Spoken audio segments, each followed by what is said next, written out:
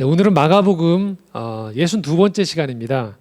하나님의 질서를 따르는 삶이라는 제목으로요. 본문은 마가복음 12장 13절에서 17절까지의 말씀 여러분과 함께 나누고자 합니다. 자, 이렇게 코로나19가 사회적 2단계가 되어지고 또 교회가 이 방역에 협조하는 의미로 각각 가정에서 비대면으로 예배를 드리는 또 초유의 일이 또 벌어졌습니다. 그런데 이 문제가 발발됐던 것들 중에 안타까운 것은 우리 교회가 상당히 이 사회에서 이 원인 제공을 했다라고 혐의를 받고 있는 상황입니다.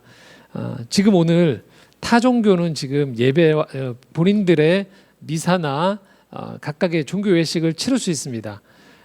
대한민국에서 지금 개신교, 기독교가 지금 주일날 예배를 드리지 못하게 된 수도권에서 지금 그런 상황들이 벌어졌기 때문에 참으로 안타까운 마음을 가지면서 이 말씀을 좀 나누고자 하고요.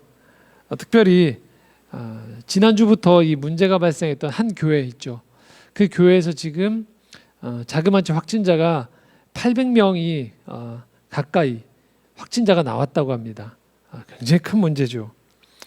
더 큰 문제는 그 교회의 성도분들이 이 보건소 직원들이 검사를 받으라 할 때 거부하고 또 보건소에서 확진 판정이 나와도 그 확진 판정을 믿지 않는다는 거예요. 그리고 다시 병원에 가서 검사를 받겠다는 일이 벌어지고 또 병원에 입원해 있는 가운데에서 다시 탈출하기도 하고 본인이 분명히 검사를 받아야 되는 대상인데 계속 알리지 않고 지금 숨어 있는 그래서 전 국민에게 지금 위협의 대상이 되어지고 있는 일이 벌어지고 있습니다. 더더군다나 이 원인들을 본인들의 이 부주의함 또는 방역이 철저하지 못했던 것들에 돌리지 않고 바이러스에 테러를 당했다라고까지 표현을 하고 있다라는 거죠. 그 전에 계속 그런 얘기를 했다는 거죠. 기도하면 바이러스에 안 걸린다라고. 그러다 보니까 이 바이러스에 걸린 이 성도분들이 이걸 자꾸 부정하고 자꾸 현실 속에서 도피하려는 모습들이 나온다는 거죠. 자, 도대체 왜 이런 일이 벌어질까요? 그것은 바로 이 세상의 법, 세상의 질서 위에 하나님의 법이 놓여 있다라는 이 초월적 사상이 원인입니다. 사실 이 얘기는 얼핏 들으면 대단히 영적인 것 같아요. 하지만 이 안에는 지금 이분법적인 생각이 있습니다. 이 이분법적인 생각이라는 건 뭐냐면 세상의 법은 무시해도 좋다. 하나님 법만이 맞다라는 그런 생각이 깔려 있다는 거죠.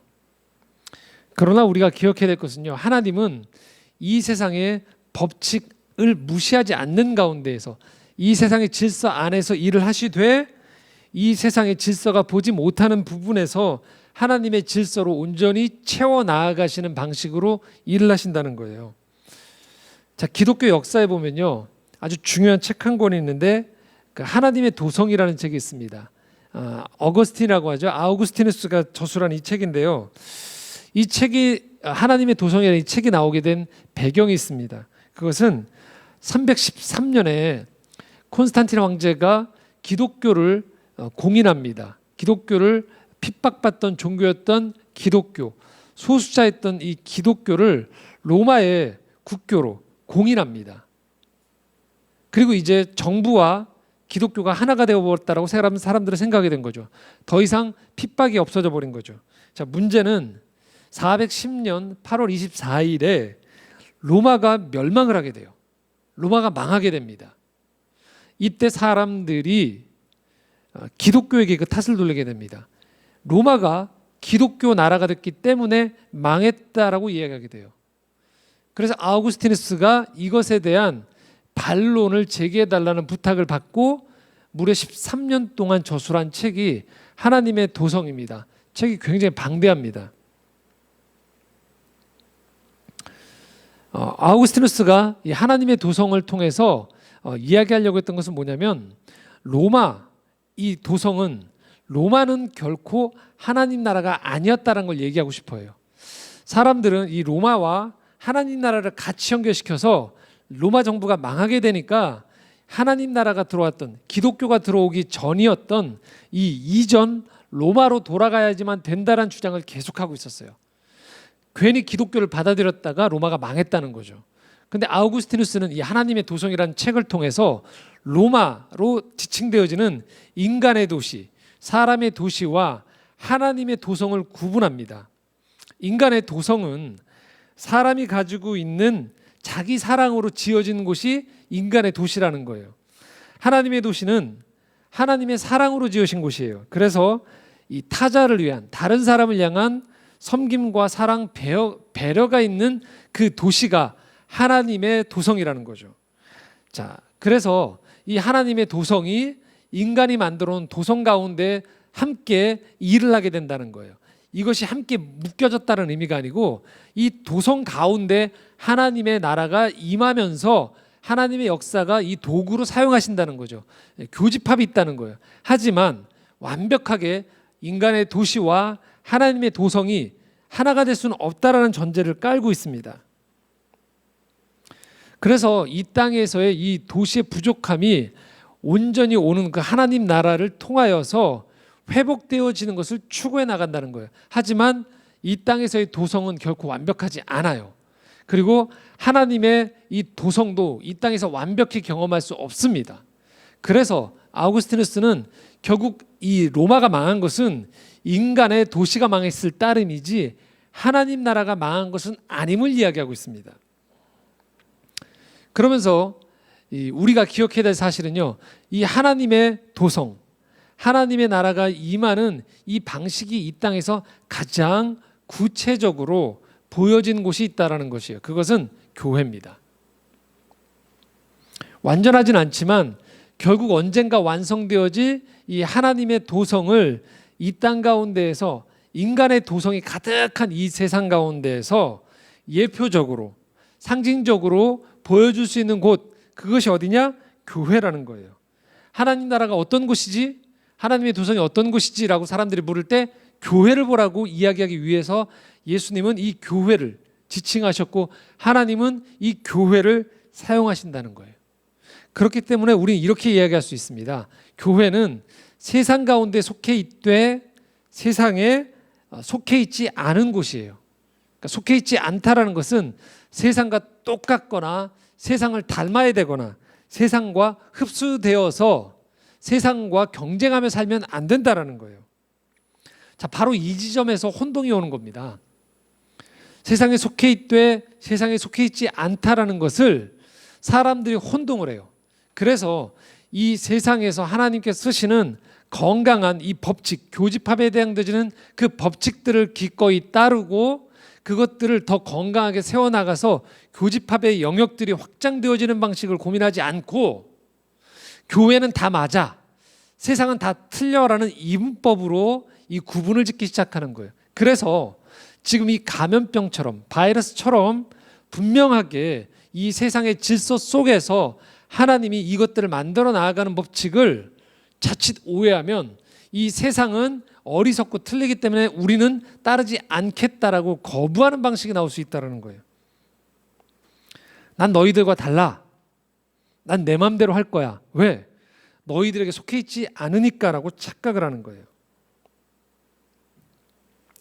교회는 이 지점에서 필요 이상으로 세상에 속해 있으면서 세상을 닮아서도 안 되지만 필요 이상으로 세상과 대척점에 서서 세상이 하는 것을 다 거부하는 것 또한 어리석다라는 것을 우리가 기억할 필요가 있어요. 기독교 2000년 역사는 바로 이 닮느냐 대립하느냐 이 양극단 속에서 이 속해 있되 속해 있지 않은 하나님 나라의 일하심을 보여주는 이 긴장 속에 살아왔다는 거예요.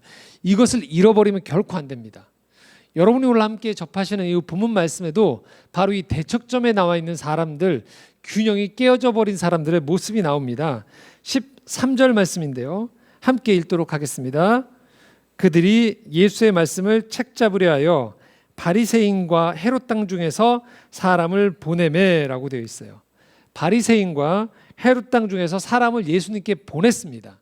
자, 이 사람들은 대단히 예수님을 반대하는 사람이었죠. 그러나 이 사람들이 예수님께 와서 다른 모션을 취합니다. 14절입니다. 함께 읽겠습니다. 와서 이르되 선생님이여 우리가 아노니 당신은 참되시고 아무도 거리끼는 일이 없으시니 이는 사람을 외모로 보지 않고 오직 진리로서 하나님의 도를 가르치심이니이다. 가이사에게 세금을 바치는 것이 옳으니 옳지 아니하니이까. 자, 이 바리새인과 헤롯 당들이 예수님께 찾아와서 지금 아주 예수님을 칭찬하는 듯한 태도를 보입니다. 당신은 참되다고, 당신이 말하는 것들은 진리로만 가르친다라고 이야기합니다. 그런데 이들은 실은 예수님을 함정에 빠뜨리기 위해서 찾아왔던 것이죠. 그래서 이들이 질문을 던집니다. 가이사에게 세금을 바치는 것이 옳습니까? 옳지 않습니까? 라고 질문합니다. 자, 이게 왜 함정일까요? 다름 아닌 이 로마 정부에게 황제의 얼굴이 그려진 이 동전과 이 로마 정부에게 세금을 바치는 것은 곧 유대인에게 있어서 메시아로서의 자격을 상실하는 거예요. 우리를 구원할 이 메시아조차도 로마 정부에 순종하는, 따를 수밖에 없는 피조물이구나라는 것들을 보여주게 되어지는 단서가 되는 거예요. 반면에 만약 예수님이 가이사에게, 로마 황제에게 바치는 세금을 바치지 말라고 하게 되어지면 이 로마 정부와 예수님을 반대하는 사람들로 하여금 저 사람은 반정부 인사다, 세상의 질서를 흐트러뜨리는 사람이다라는 그런 모함을 통하여서 그 혐의를 잡고서 예수를 잡으려고 했던 거예요. 자, 어느 쪽을 예수님이 답변하시든 예수님은 진퇴양난에 빠질 수밖에 없는 질문을 지금 이들이 던졌던 거죠. 자, 이에 대한 예수님의 답변 그리고 반응이 오늘 15절부터 17절까지 나옵니다. 함께 읽겠습니다. 우리가 바치리이까 말리이까 한데 예수께서 그 외식함을 아시고 이르시되 어찌하여 나를 시험하느냐, 데나리온 하나를 가져다가 내게 보이라 하시니 가져왔거늘 예수께서 이르시되 이 영상과 이 글이 누구의 것이냐, 이르되 가이사의 것이니이다. 이에 예수께서 이르시되 가이사의 것은 가이사에게, 하나님의 것은 하나님께 바치라 하시니 그들이 예수께 대하여 매우 놀랍게 여기더라. 오늘 말씀 이 마지막에 결국 예수님이 던졌던 이 답변은 사람들의 허를 찔렀던 거예요. 사람들이 전혀 예상하지 못했던 답변이 나왔습니다. 그 답변은 바로 가이사의 것은 가이사에게, 하나님의 것은 하나님에게 드리라라고 이야기하고 있는 것입니다. 자, 이들이 지금 예수님께 어느 쪽에 바칠까요? 할 때 예수님께서 그 당시 세금으로 쓰이던 은전 데나리온 하나를 가져오게 합니다. 그리고 그 동전에는 바로 이 로마 황제가 신이다라는 문구가 쓰여 있고 로마 황제의 얼굴이 그려져 있는 동전을 지금 그들에게 보여주고 있는 것입니다. 자, 너희들이 보고 있는 이 세상에 세금을 바치는, 세상에 통용되어지는 원리에 속해 있는 이 동전을 누구에게 줘야겠느냐라고 묻는 거예요. 그러면서 예수님은 이렇게 얘기하십니다. 이 동전은 가이사에게 주어라. 그러나 하나님께 속한 것은 하나님께 바치라고 이야기하는 거예요.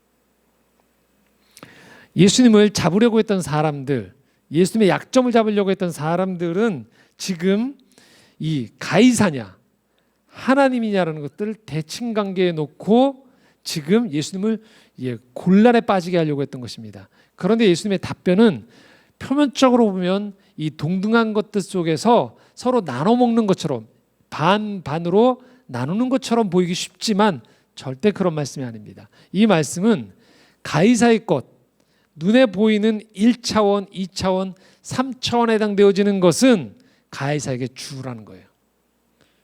그러나 이 3차원을 넘어서는 전혀 시공을 뛰어넘는, 역사를 주관하고 시간을 뛰어넘는 영혼에 해당되어지는 하나님의 것은 하나님께 드리라는 거예요.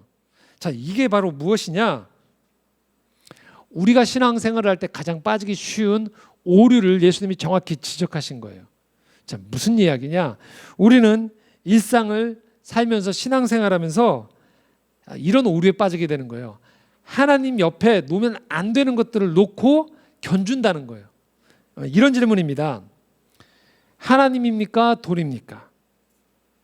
경건이냐? 즐거움이냐? 예배냐? 쉼이냐? 이 두 가지를 같은 선상에 놓고 지금 겨루게 되는 거예요. 양자택일의 문제로 자꾸만 몰아가게 된다는 거예요. 그런데 우리가 기억할 것은 하나님은 하나님과 견줄 대상이 아무것도 없다라는 사실이에요. 그런데 지금 만약 하나님과 이 비교 대상을 올려놓는 순간에 하나님은 전락하게 돼요. 눈에 보이는 대상과 동급이 되어지고 때로는 이 동급보다 못한 존재로 떨어지게 된다는 거죠. 자, 이렇다라는 거예요. 하나님이냐 돈이냐라고 질문을 던지는 순간 어떻게 되느냐? 하나님은 돈을 대단히 싫어하는 분이 돼요. 경건이냐 즐거움이냐 묻게 되어지면 이 질문 속에는 하나님은 인간의 즐거움을 싫어하시는 분으로 생각하게 돼요. 예배냐 쉼이냐라고 생각하기 시작하면, 질문을 던지면 하나님은 예배를 원하시지 인간이 쉬는 것을 싫어하시는 분, 인간의 행복을 빼앗는 분으로 오해하기 쉽다라는 거예요. 하나님은 돈을 사용하세요. 하나님은 우리에게 즐거움을 주시는 분이세요. 하나님은 우리에게 쉼을 주시는 분이세요. 결코 하나님이냐 가이사냐, 하나님이냐 돈이냐, 하나님이냐 예배냐, 하나님이냐 어떤 이 세상의 즐거움이냐, 하나님이냐 쉼이냐를 양자택일의 문제로 갈 문제가 아니라는 거예요. 우리가 기억할 것은 바로 하나님은 이 세상에 있는 것들을 통하여서 하나님의 일을 이루어 가신다는 거예요. 하나님은 돈을 통해서 하나님의 일을 이루세요.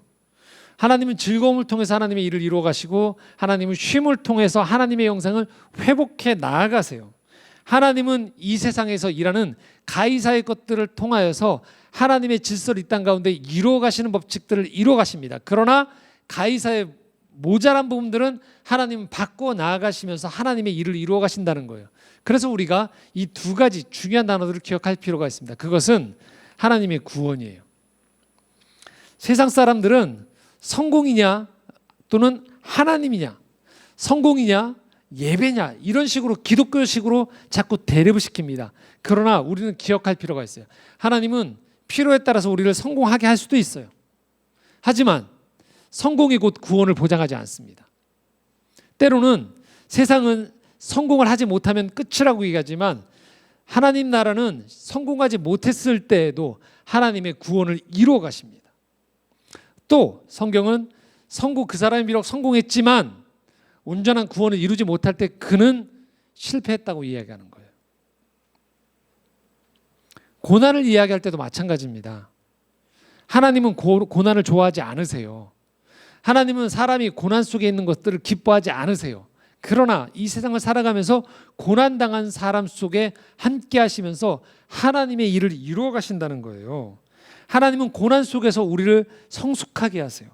하나님은 우리로 하여금 고난 속에서 아픔을 알게 하시고 겸손하게 하시고 인내를 알게 하시는 거예요. 결코 고난이냐 하나님이냐를 양분시켜서는 안 된다는 거예요. 자, 코로나가 끝나기를 원하느냐? 예, 맞습니다. 원하죠. 하지만 우리가 이런 질문을 던져볼 수 있는 거예요. 코로나가 끝나면 완벽한 자유요, 구원요, 해방인가? 그렇지 않습니다. 코로나가 끝나도 우리는 또다시 또 다른 문제로 고민하게 됩니다. 인간관계로 갈등하게 되어지고요. 입시 문제로 갈등할 수 있고, 건강의 문제로, 또 재정의 문제로 고민할 수 있게 되어집니다. 그래서 코로나만큼이나 우리를 괴롭히는 것들은 여전히 남아있게 되어진다는 거예요. 예, 오해하지 마시기 바랍니다. 그러면 하나님은 코로나와 우리가 코로나 속에서 이렇게 훈련받기를 원하시느냐? 아니요. 하나님은 할 수만 있다면 우리가 코로나 속에 빠지지 않기를 원하신다는 거예요. 하지만 코로나가 찾아온 가운데에서 하나님은 그럼에도 불구하고 하나님의 일을 하신다는 거죠. 그렇기 때문에 우리는 코로나가 끝날 수 있도록 최선을 다해야 합니다. 하지만 코로나 때문에 하나님을 원망하면서 손을 놓고 코로나 끝나면 그제서야 내가 믿음의 삶을 살겠다라고 이야기하는 것 또한 지양해야 된다는 것이죠. 하나님은 이 코로나 속에서 어려움을 겪고 있는 우리들이 이 코로나 속에서도 하나님과 함께하면서 우리가 믿음으로 사는 법을 터득하기를 원하시는 거예요. 그래서 이 코로나가 맞냐 틀리냐가 아닌, 이 코로나가 하나님으로부터 온 것이냐 오지 않은 것이냐의 이 대립이 아닌, 코로나 속에서도 하나님의 일은 이루어 가신다는 것을 우리가 기억할 필요가 있다는 것이죠. 누군가에게서는 그것이 이웃을 돕는 문제가 될 수 있어요. 누군가에게는 이 코로나가 그간에 살아왔던 삶을 반성하는 시간이 될 수도 있습니다. 누군가에게는 이 코로나 시기 속에서 이제껏 해오지 못했던 근면함을, 부지런함을 개발하는 시간이 될 수도 있고요. 누군가는 이 코로나로 인해서 그동안 부여잡고 놓지 못했던 것들, 인생의 방향을 전환해야 됨에도 불구하고 전환하지 못했던 것들을 이 코로나 시간을 통해서 이 멈춤과 기다림과 이전과의 다른 속도 속에서 방향을 전환할 수 있는 계기를 마련하기도 되어진다는 것이죠. 마찬가지입니다. 지금 온라인으로 예배를 드리는 것, 이게 맞냐 틀리냐 아닙니다.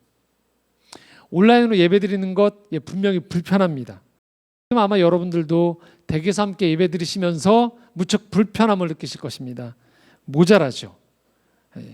그러나 우리는 기억해야 됩니다. 이렇게 예배를 드리는 가운데서도 하나님은 여전히 우리와 함께 하신다는 것들을 기억할 필요가 있다는 거예요. 이렇게 할 때 국민들이 안심하고 바이러스의 종식이 조금 더 가까울 수 있기 때문에 정부에서 그렇게 조치를 취해달라고 할 때 우린 기꺼이 이것이 악이 아닌다면은 협조하는 가운데에서 최선의 길을 이루게 하기 위한 노력을 해야 된다는 것이죠. 지금 코로나로 인해서 기독교에 대한 비난이 심합니다. 어떻게 할까요? 숨어야 될까요? 내가 기독교인인 것을 숨겨야 될까요?